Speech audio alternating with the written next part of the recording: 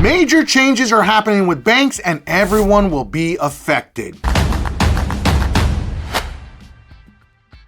If you've touched cash in the last 30 days, you need to hear this because banks just changed the rules quietly. And no, I'm not talking about $10,000 cash deposits either. I'm talking about $200. Yes, $200. This was a massive move that had a pilot run in 2025 and now it is 100% live. So if that $200 number doesn't scare you yet, it will by the end of this video because this isn't about criminals, this isn't about drug dealers, this is about you, your money, and how the system is being rewired in real time. And almost nobody is talking about this. So the big question is, why is this different? Because for decades, the rule was simple. Big money equals attention. Small money got ignored. And now that rule is dead. Banks, payment processors, and federal agencies are no longer focused on big transactions. They're focused on patterns, small cash deposits, frequent withdrawals, low dollar wire transfers, repeated payments under the radar. That's the new red flag.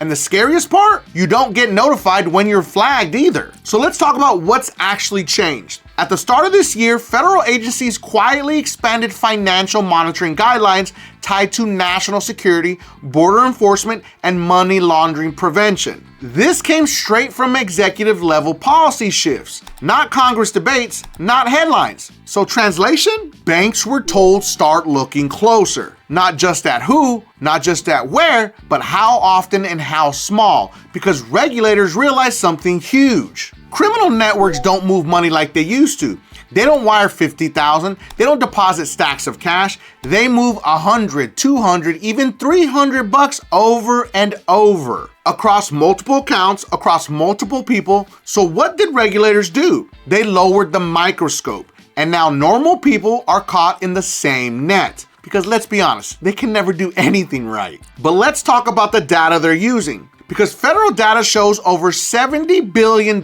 moved internationally last year through remittance alone. Most of it legitimate, families helping families, workers sending money home. But regulators say bad actors hide in plain sight. So instead of isolating criminals, they widen the dragnet. That's why banks are now over-complying. That's why payment apps are tightening. That's why small transactions suddenly matter. Let's talk about the remittance tax that nobody's talking about because this is a massive sneaky move. Here's the detail that most people missed. Lawmakers quietly approved a 1% tax on international money transfers. Originally, it was supposed to be 5% and only for non-citizens. That got backlash, of course, so they lowered it and expanded it to everyone. That tells you something. Once money is tracked, it gets taxed. Once it's taxed, it gets monitored forever. So let's talk about how this hits normal people first.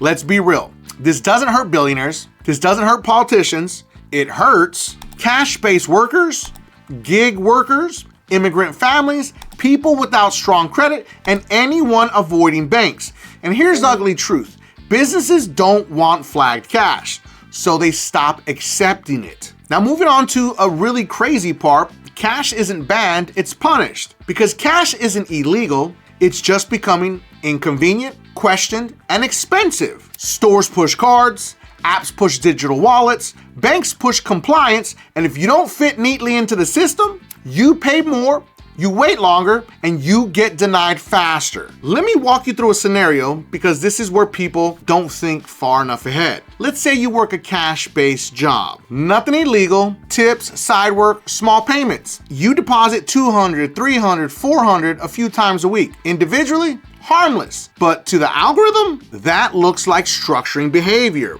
And here's what people don't understand. The system does not assume innocence first. It pauses first, flags first, reviews later, and during that review, your account can be temporarily restricted, placed under enhanced due diligence, or quietly marked higher risk. No email, no phone call, no warning. You just wake up one day and your card declines. Now let's go one step deeper because this part is important. When an account is flagged, banks don't just look at that account, they look at linked accounts, shared addresses, payment apps, transfer history. So if you've ever sent money to a family member, a friend, a roommate. Congrats, that network gets reviewed too. This is how one flag transaction turns into 5 affected people. Yeah, I know that sounds crazy, right? And before someone says, yeah, but that's only for criminals. No, compliance departments don't decide guilt. They decide risk tolerance. If you're inconvenient, if you cost too much to monitor,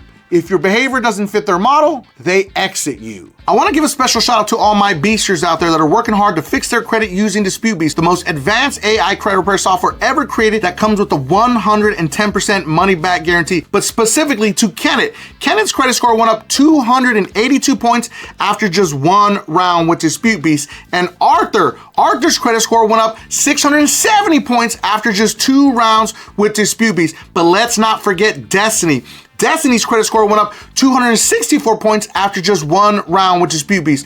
DisputeBeast's link is going to be in the video description and pinned at the top of the comments for anyone that needs to fix their credit. Banks don't need a reason to keep you, they need a reason to drop you. Now here's another angle nobody talks about also. Once you're labeled high risk, internally, it can affect new account approvals, credit extensions, loan reviews, payment app limits, even if you did nothing wrong, and good luck getting a straight answer because compliance decisions are non-appealable. Yes, you heard me, non-appealable. Now connect the dots. Cash is being monitored more, credit is becoming mandatory, and digital transactions are logged forever. So what happens when cash is discouraged? Credit is required, and privacy disappears.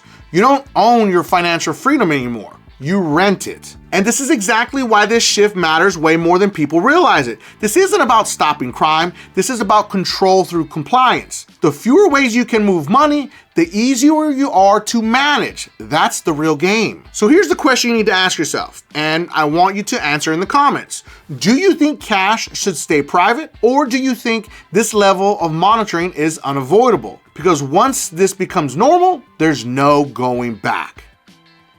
Last part's the most important. And this is where credit becomes non-optional. This is the real play. A cash-light society forces credit dependency. No credit, higher fees, limited access, and worse terms. Bad credit, higher interest. More scrutiny, less flexibility. Cash used to protect people from that. Now it's being phased out without saying the quiet word out loud. And privacy is the real casualty.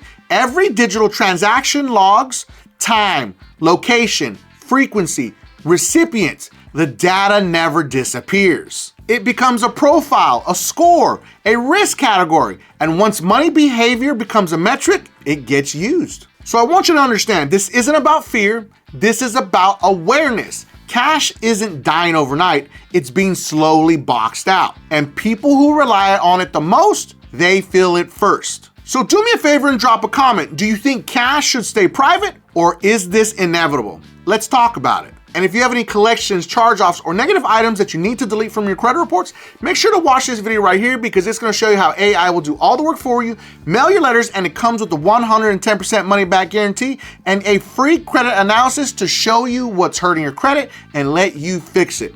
And if you felt that I brought you some value in this video, make sure that you don't forget and subscribe to increase your credit score.